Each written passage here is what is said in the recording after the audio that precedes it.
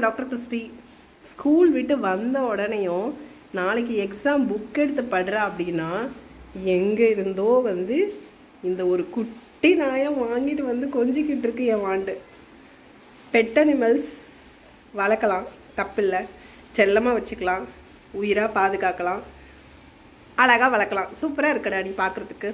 ஆனால் இது அழகாக இருக்கே அப்படின்னு சொல்லிட்டு குட்டி பிள்ளைங்க இருக்கிற வீட்டில் டேய் டேனி ஸ்கின்லலாம் நிறையா அந்த ஒட்டுண்ணி இருக்கும். அது அப்புறம் அவ்வளோதான். தொடாத, நீட்டாக போய் விட்டுட்டு கையை கழுவிட்டு வந்துரு. தயவு செஞ்சு டேனியல் இதெல்லாம் பண்ணாத டேனியல்.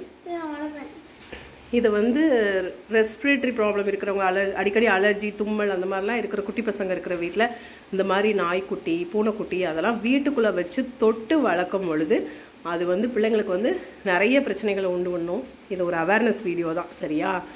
பெட் அனிமல்ஸை செல்லமாக வளர்க்கலாம், தப்பில்லை. ஆனால் குட்டி பிள்ளைங்க கையில் அப்படி தொடாத மாதிரி கொஞ்சம் தூரமாக வச்சு அப்படி வளர்த்துக்கோங்க.